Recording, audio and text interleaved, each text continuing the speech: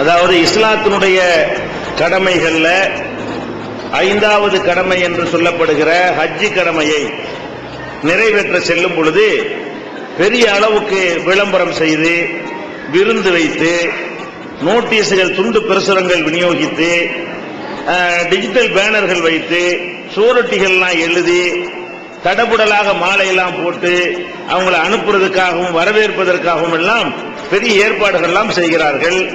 திரும்பி வந்த பிறகு அவங்கள அல்ஹாஜ் என்று, ஹாஜியார் என்று சொல்ல வேண்டும் என்று எதிர்பார்க்கிறார்கள். இது இஸ்லாத்தில் உள்ளதா என்று கேட்கிறாங்க. முதல் விஷயம், ஒருவர் ஒரு கடமை அல்லாஹ்வுக்காக செஞ்சார்னு சொன்னா அதை அவருக்கு பின்னாடி அதை பட்டமாக ஆக்கலாமா என்றால் இதுக்கு மார்க்கத்தில் இடமே கிடையாது. நான் கேட்கிறேன், ரசூல் ஸல்லல்லாஹு அலைஹி வஸல்லம் ஹஜ்ஜுக்கு போனாங்களா இல்லையா? யாராவது ரசூலுல்லாஹ் ஹாஜியார்னு சொன்னீங்களா? ஹஜ்ஜுக்கு நீங்க போறதை விட முதல்ல யார் போனா? அந்த உம்மத்துல ரசூலுல்லாஹ் போனாங்கல்ல. ரசூல் ஸல்லல்லாஹு அலைஹி வஸல்லம் ஹாஜி தானே. அவங்களுக்கு ரசூல் அல்ஹாஜ் ரசூல் ஸல்லல்லாஹு அலைஹி வஸல்லம் சொன்னார்கள் எந்த அஜர்த்தாவது பயன் பண்ணிருக்காங்களா? அபூபக்கர் சித்திக் ரலியல்லாஹு அன்ஹு ஹாஜி தானே, ஹஜ்ஜுக்கு போனாங்கல்ல. அல்ஹாஜ் அபூபக்கர் சித்திக் ரலியல்லாஹு அன்ஹு யாராவது சொல்லி கேட்டிருக்கிறீங்களா? எந்த புத்தகத்தை எழுதியிருக்கிறாங்களா? அல்ஹாஜ் உமர் ரலியல்லாஹு அன்ஹு, அல்ஹாஜ் உஸ்மான் ரலியல்லாஹு அன்ஹு, அல்ஹாஜ் அலி ரலியல்லாஹு அன்ஹு யாராவது கேள்விப்பட்டிருக்கிறீங்களா? இப்படி ஒரு பழக்கமாவது ரசூல் ஸல்லல்லாஹு அலைஹி வஸல்லம் காலத்தில் இருந்திருந்தா அவங்களுக்கு சொல்லியிருப்பாங்க. அப்ப அந்த காலத்துல யாரு பேரோடையும் இப்படி சொல்லி பார்க்கவே இல்லை. ஹஜ்ஜிங்கிறது அல்லாஹ்வுக்கு செய்ற ஒரு கடமை. இதற்கான கூலி அல்லாஹ்விடத்தில் எதிர்பார்க்கணும். எப்ப நம்ம போயிட்டு வந்து அல்ஹாஜ்னு மக்கள் சொல்லுவாங்க என்று எதிர்பார்க்கிறோமோ அந்த ஹஜ்ஜுடைய நன்மை நமக்கு கிடைக்காமல் போய்விடும். ஃபர்ஸ்ட் நீங்க விளங்க வேண்டியது என்ன, இந்த ஹஜ்ஜி பட்டத்துக்காக வேண்டி நீங்க போறீங்களா அல்லது ஒரு இபாதத்தை நிறைவேற்றுவதற்காக போறீங்களா? பட்டம்ங்கிறதுக்காக போனீங்கன்னா அந்த பட்டம் கிடைக்குமே தவிர மறுமையில ஒண்ணும் கிடைக்காது. இது என்னுடைய கருத்து இல்ல. நபிகள் நாயகம் ஸல்லல்லாஹு அலைஹி வஸல்லம் சொல்றாங்க, மறுமை நாளில் 3 நபர்களை கொண்டாந்து நிறுத்தப்படுமா. 3 பேரும் யாருன்னு கேட்டா, பெரிய பெரிய சாதனைகளை செஞ்சவங்க, பெரிய பெரிய நல்ல காரியங்களை செஞ்சவங்க. ஒரு ஆள் யாருன்னு கேட்டா, அல்லாஹ்வுடைய பாதையில நல்ல காரியத்திற்காக தன்னுடைய உயிரையே தியாகம் செய்தவர். ஒரு மனுஷன் செய்யற தியாகத்துல உயிர் தியாகத்துக்கு மேல ஏதாவது இருக்குமா? காசு பணத்தை யார் வேண்டாலும் செய்யலாம், உசுர கொடுக்க முடியுமா? முடியாது. ஒருவர் நல்ல பணிக்காக வேண்டி உயிரே போனாலும் பரவாயில்லைன்னு சொல்லி உயிரை கொடுத்திருக்கிறார். இவங்களுக்கு என்ன கிடைக்கும் மறுமையில தெரியுமா? உயிர் தியாகம் செய்தவர்களுக்கு எல்லா பாவமும் மன்னிக்கப்பட்டு விடும். நபிமார்களுக்கு அடுத்து ஒரு நிலை இருக்கிறது என்று சொன்னால் அது உயிர் தியாகிகளுக்கு கிடைக்கக்கூடிய ஒரு நிலைமை தான். அப்ப அவ்வளவு பெரிய அந்தஸ்து உங்களுக்கு இருக்குல்ல, அவரை கொண்டா நிப்பாட்டப்படும். யார? உயிரை தியாகம் பண்ணார்ல, அவரை கூப்பிட்டு எல்லாம் என்ன செய்வான்? என்னப்பா நீ செய்த? உனக்கு நல்ல ஆரோக்கியத்தை கொடுத்திருந்தனா, நல்ல திடகாத்திரமான உடலை கொடுத்திருந்தனா, நீ என்ன செஞ்ச? அவர் என்ன சொல்லுவாரு? உனக்காக உசுரையை தியாகம் பண்ணிட்டனே. அல்லாஹ் என்ன சொல்லுவான்? நீ உசுர தியாகம் பண்ணு சொல்லு, எனக்காக சொல்லாத. நீ உசுர தியாகம் பண்ணு நிஜம், எனக்காக வேண்டிய பண்ணுன. எல்லாரும் உன்னைய வீரன் என்று தியாகி என்று போற்றணும், எல்லாரும் உன்னைய வீரன் என்று பாராட்டணும். அதுக்கு தானே பண்ணுன.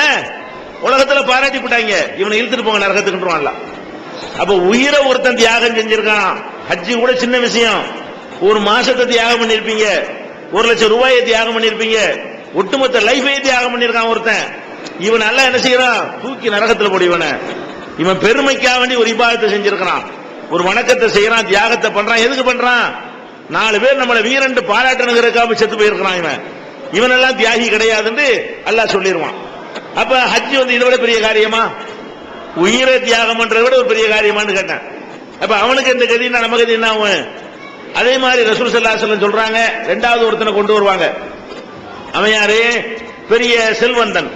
செல்வந்தன்னா தனக்காக வைத்துக் கொண்ட செல்வந்தன் இல்ல, அள்ளி அள்ளி கொடுத்த செல்வந்தன். பொருளாதாரத்தை அல்லாஹ் நிறைய கொடுத்திருந்தா அதை என்ன செய்யறான்? எந்த நல்ல காரியமா, பள்ளிவாசலா, ஏதாவது கல்யாணமா, காட்சியா, கிணறா, குளமா, பள்ளிவாசலா, மதரசாவா, எதா இருந்தாலும் அள்ளி அள்ளி கொடுப்பான். அந்த மாதிரி நல்ல காரியங்களுக்கு கணக்கு வழக்கு இல்லாம அள்ளி அள்ளி அள்ளி அள்ளி கொடுத்து என்ன செஞ்சிருப்பான்? தர்மங்களை சொல்லி நிறைய சேமிச்சிருப்பான், நன்மைகளை. அவனை கூட நிப்பாட்டுவாங்க. அல்லாஹ் கேட்பானா, ஏன்பா உனக்கு நிறைய செல்வத்தை கொடுத்திருந்தனே, யாருக்கும் கொடுக்காத அளவுக்கு பெரிய வாய்ப்புகள் எல்லாம் தந்திருந்தனே, நீ என்ன பண்ணுன? என்ன பண்ணுனா? உனக்கா அள்ளி அள்ளியில கொடுத்தேன் அப்படின்னு அவன் சொல்லுவான். அல்லாஹ் என்ன சொல்லுவான்? அள்ளி அள்ளி கொடுத்தேன்னு சொல்லு, எனக்காக சேர்த்து சொல்லாத. ஏன்னா நீ கொடுக்கும் போது எது கொடுத்த? நம்மளை எல்லாரும் பாராட்டணும், வள்ளல்னு சொல்லணும். பெரிய தயாளன் என்று சொல்லணும், பெரிய கருணையாளர் நம்மளை சொல்லணும் அப்படின்னு சொல்லி உன்னைய மக்கள் பாராட்டணுங்கிறதுக்கு தானே நீ கொடுத்த. பாராட்டிட்டாங்க. இங்க ஒண்ணும் கிடைக்காது. நீ கொடுத்ததுக்கான நன்மை எதை எதிர்பார்த்து நீ கொடுத்தாயோ அது உலகத்தில் உனக்கு கிடைத்து விட்டது போ. அப்ப பொருளாதாரத்தை அள்ளி கொடுத்தால் நம்மளை எங்கேயோ கொண்டு நிப்பாட்டிடும். மறுமையில் அவ்வளவு மார்க் கிடைக்கும், அவ்வளவு பெரிய அந்தஸ்து கிடைக்கும். அந்த காரியத்தை ஒருத்தர் செஞ்சிருக்கிறான். காசை சில பேர் விரல வேண்டாலும் வெட்டி கொடுப்பான், காசை கொடுக்க மாட்டான். அந்த காசு மேல நமக்கு அவ்வளவு அடாப்ஷனா இருக்கிறாங்க நிறைய பேர். அந்த மாதிரி ஈடுபாடா இருக்கும் போது காசு அள்ளி கொடுத்திருக்கிறான சின்ன விஷயமா? அப்படி கொடுத்து இருந்தும் கூட அவனுக்கு என்ன கிடைக்கல? அந்த தான தர்மங்கள் செய்வதற்கான நன்மை அவனுக்கு கிடைக்கவில்லை. இழுத்து செல்லுங்கள் இவனை நல்லா சொல்லிடுவான். அடுத்து யார் கொண்டு வருவான்? அல்லாஹ் மார்க் அறிஞர். மார்க் அறிஞரா இருந்து சரியான மார்க்கத்தை சொன்னார்னு வைங்க, இவர் கிடைக்கிற தரஜாவே வேற. அவர் மூலமா 10 பேர் நேர்வழி பெறுவாங்க, அந்த 10 பேர் மூலமா 1000 பேர் நேர்வழி பெறுவாங்க, 1000 பேர் மூலமா 10,000 பேருக்கு மெசேஜ் போவோம். 50 பேருக்கு நேர்வழி காட்ட நன்மை இவனுக்கு போய் சேரும். அவ்வளவு பேருக்கு நேர்வழி காட்டியிருப்பான், அந்த நன்மை இவனுக்கு போய் கிடைக்கும். அப்ப ஒரு ஆள் 10,000 பேருடைய நன்மை அடைவான். சின்ன விஷயம் கிடையாது. மார்க்கத்தை ஒரு ஆள் சரியான மார்க்கத்தை கற்று அதை மற்றவங்களுக்கு சொல்லி கொடுத்திருந்தாரையானால் அவர் எத்தனை பேருக்கு அந்த மெசேஜ் போய் நேர்வழிக்கு வந்தாங்களோ அந்த நன்மை எல்லாம் இவனுக்கு கிடைக்கும். அப்படின்னா இவனுக்கு என்னென்ன கிடைச்சிருக்கனே அல்லாஹ் கூப்பிடுவான். என்னையா மார்க் அறிஞர, நீ என்ன பண்ணன? உனக்கு நல்ல மார்க் அறிவு கொடுத்திருந்தானா நீ என்ன செஞ்ச? அந்த அறிவை வச்சுக்கிட்டு அவர் என்ன செய்வாரு? நான் ஊர் ஊரா போனேன், ப்ரோக்ராம் பண்ண, கேள்விபல் நடத்தின, பயான் பண்ண, அது பண்ண, இது பண்ண, அவர் என்னென்ன செஞ்சாரோ அதெல்லாம் என்ன செய்வார்? அவரு அல்லாட்ட சொல்லுவாரு, எல்லாம் உனக்காகத்தான் இவ்வளவு பண்ணுன. அல்ல என்ன செய்வான்? இவ்வளவு பண்ணுன யாரு இல்ல, எல்லா ஊருக்கு தான் போனேன். நீ எதுக்காக போன? எனக்காக போன. மார்க் அறிஞர் எல்லாரும் உன்னை பாராட்டணும், புகழணும். என்ன பயங்கரமா அறிவாளிடா, பெரிய சிந்தனை, இதுக்கு தான் நீ போன. அப்ப நீ போய் மார்க்கத்தை சொன்னதுக்கு எதுக்காக போன? உன்னை எல்லாரும் புகழ வேண்டும், பாராட்ட வேண்டும் என்று தானே போன. பாராட்டிட்டாங்க, அங்க கூலி உனக்கு கிடைத்து விட்டது. நீ செய்த சேவைக்கான கூலி உலகத்தில் வள்ளல் என்றும், மார்க்க அறிஞர் என்றும், தியாகி என்றும் உங்க 3 பேரும் கிடைத்து விட்டது. தூக்கி இவனை எடுத்துட்டு போங்கன்றான்ல. அப்ப நம்ம என்ன வழங்கணும்?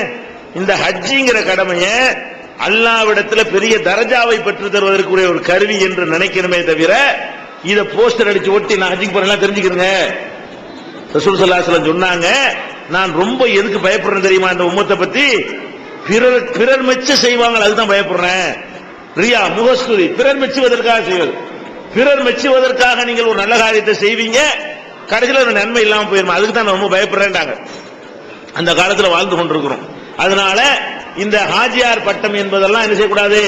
ஹஜ்ஜிக்கு போனவர்கள் என்னை யாரும் ஹாஜின்னா சொல்லக்கூடாது, அது ஒரு பட்டம் கிடையாது. இப்ப நான் சொல்றேன், ஒருத்தர் தொழுகிறாரு, தொழுகையாளிக்கு அரபில் என்ன முசல்லின்னு பேரு. அப்ப தொழுகிறாள் முசல்லின்னு சொல்லுவீங்களா? அல் முசல்லி இப்ராஹிம் சாஹிப் சொல்லுவீங்களா? அப்ப முசல்லின் அல் ஹாஜினா ஹஜ்ஜி செஞ்சவர், அல் முசல்லினா தொழுகிறவர். அப்ப நான் இத்தனை தொழுவ போகிறேன் நோட்டீஸ் அடிச்சு விட்டுருவீங்களா? நான் இப்போ லோகர் தொழுவ போகிறேன், லோகர் தொழுவிட்டு வந்த நல்லடியார வருக, இதெல்லாம் நடக்குமா? ஜக்காத்து கொடுத்தா நான் ஜக்காத்து கொடுக்க போகிறேன், இதெல்லாம் என்ன முடிஞ்சு வச்சுக்காத. செஞ்ச அமலுக்கு நன்மை இல்லாம போயிடும். நீங்க பெருமை அடிக்கிற உலக விஷயங்களை பெருமை அடிச்சு தொலைஞ்சா அது சின்ன குற்றமாயிரும். இபாதத்திலேயா பெருமை? அல்லாஹ்வுக்கு செய்யற வணக்கத்திலேயா பெருமை? அதெல்லாம் கூடவே கூடாது. இது என்ன செய்யணும்? கவனத்துல வச்சுக்கிறணும். அடுத்ததாக இந்த நோட்டீஸ் அடிக்கிறது, விருந்து வைக்கிறது, இதெல்லாம் இந்த பெருமையுடைய பின்னணிலாம். அதுதான் நான் முதல் இதை சொன்னது. எதுக்காக நீ விருந்து வைக்கிறீங்க? ஹஜ்ஜிக்கு போறதுக்கு எதுக்கு விருந்து வைக்கிறீங்க? மார்க்கத்தில் ஹஜ்ஜிக்கு விருந்து உண்டா? ரசூல் ஸல்லல்லாஹு அலைஹி வஸல்லம் ஹஜ்ஜிக்கு போனாங்களே, மக்கள் எல்லாம் கூப்பிட்டு ஹஜ்ஜிக்கு போறேன் வாங்க உங்களுக்கு விருந்து தரப்போறேன்னு சொன்னாங்களா? இல்ல. அல்ல ஊர் புறம் தம்பட்ட அடிக்க சொன்னாங்களா? அதுவும் சொல்லவே இல்ல. நம்ம என்ன பண்றோம்? ஹஜ்ஜிக்கு போறாத அவருக்கு மாலையை போட்டு ரயில்வே ஸ்டேஷன்ல பார்த்தா அன்னைக்கு இறங்குறோம், 300 பேர் 400 பேர் நிக்கிறாங்க, நம்ம மக்களா நிக்கிறாங்க. என்னடா 2 பேர் ஹஜ்ஜிக்கு இறங்குறாங்களா ட்ரெயின்ல? இதை வரவேற்கிறதுக்காக வேண்டி பயங்கரமான அவங்கள வரவேற்கிறாங்க. நீ யாருக்கும் சொல்லாம யாருக்கா தெரியுமா? இவன் விரும்புறான். அதை முதல்ல மெசேஜ் அனுப்பி இந்த மாதிரி வரப்போறேன், நல்லா விளையாட்டு கூட்டிட்டு வந்துருங்க. அப்படி எப்ப அவுட் எல்லாம் அவுட், எல்லாமே நெஞ்சிறேன், அவெல்லாம் வீணா போயிடும். அடுத்தது நீங்க பார்க்கணும், ஹஜ்ஜிங்கிறது இப்ப ஹஜ்ஜுடைய செலவு மட்டும்தான் ஹஜ்ஜிக்கு வரணும். நீங்க யாருக்கும் சொல்லாம போனீங்கன்னு வைங்க, ஒரு 90,000 80,000 ரூபாயில ஹஜ்ஜிக்கு போயிடலாம். கவர்மெண்ட்ல ஹஜ் கமிட்டி மூலமா போனா எவ்வளவு வரும்? ஒரு ஆள் ஏ கிளாஸ்ல போயிட்டு வர்றா கூட 90 ரூபா தான் வரும். இந்த கொள்ளையடிக்கிற தனியார்ட்ட போனா தான் உங்களுக்கு 2 லட்சம் ரூபாய் வாங்கி கொடுவாங்க. நமக்கு குழுக்கள்ல போனீங்கன்னா ஹஜ் கமிட்டில போனா சர்வீஸ் நல்லா இருக்கு, காசும் ஒரு ஆள் போற காசுல 2 ஆள் போயிடலாம். அப்ப ஹஜ் கமிட்டில நம்ம கூப்பன் வாங்கி பதிவு பண்ணோம்னு சொன்னா 70 ரூபாய் சி கிளாஸ் வரும், பி கிளாஸ் 80 ரூபா வரும், ஏ கிளாஸ் 90 ரூபா வரும். ஏ கிளாஸ் நீங்க எடுத்தீங்கன்னு சொன்னா சகல வசதிகளும் அப்படி ஹரமுக்கு பக்கத்துல ஆர்காடு பில்டிங்ல கொண்டு போய் போட்டுருவாங்க. எல்லா வசதியோட ஹஜ் செஞ்சுட்டு வரலாம். இப்ப 70 ரூபாய் 80 ரூபாயில செய்யற ஹஜ்ஜை வந்து நீங்க விருந்து போட்டு பழக்கி, போர்ஸ் அடிச்சு பழக்கி, அதுக்கு இன்னும் செலவை ஏத்துனீங்கன்னு சொன்னா அது ஒரு 50 ரூபா வந்துருமா இல்லையா? ஒரு சின்ன விருந்து 50,000 வருமா வராதா? ஒரு சின்ன ஒரு 500 பேரை கூப்பிட்டு விருந்து கொடுத்தோம்னு சொன்னா 50,000 வந்துடும். அது எல்லாம் சேர்த்து நோட்டீஸ் போஸ்ட் எல்லாம் சேர்த்தோம்னு சொன்னா, அப்ப அந்த மாதிரி எல்லாம் நீங்க பார்க்கும் பொழுது ஹஜ்ஜுடைய செலவுல அதுவும் சேருதா இல்லையா? அப்ப குறைவான காசுல ஹஜ்ஜுக்கு போயிட்டு வரலாம் நினைக்கிறவன், ஹஜ்ஜுக்கு காசு இருக்கு, சோத்துக்கு விருந்து காசு இல்லைன்னு உட்காந்துருவான்ல. நீங்க ஒரு பழக்கத்தை உண்டாக்கிட்டு போனீங்கன்னா அவனுக்கு ஹஜ்ஜுக்கு போற அளவு காசு இருக்கு, இந்த வேலைக்கெல்லாம் காசு இருக்காது. போஸ்டர் காசு இல்லையே, இன்னும் தயாரிக்கலையே, சாப்பாடு போடுறதுக்கு ஒண்ணு காசு வரலையே, வரவேற்பு கொடுக்கிற நிகழ்ச்சிக்கு ஒண்ணு காசு நம்ம ரெடி பண்ணலையே அப்படின்னு நினைச்சு ஹஜ்ஜு செய்வான் அவன். அப்ப நம்ம ஒரு கெட்ட காரியத்தை நம்ம பழக்கி கொடுத்தோம்னு சொன்னா எல்லாருக்கும் அந்த சுமையை சுமத்துறவர் ஆயிரும். ஒருத்தரும் சொல்லாம போயிடுவாங்க. ஹஜ்ஜுங்கிறது வந்து அல்லாஹ்வுக்காக சொல்ல போற செய்யற ஒரு காரியம். இதெல்லாம் தம்பட்டம் அடிக்காம போனதும் தெரிய வேணாம், வந்ததும் தெரிய வேணாம். அந்த மாதிரி நம்ம போனால்தான் நம்ம இபாதத்தை நம்ம காப்பாற்றப்படும். இல்லைன்னா இபாதத்து என்ன ஆயிரும், அழிஞ்சு நாசமா போயிடும். அது ஒழிச்சிடணும், நல்லது கிடையாது.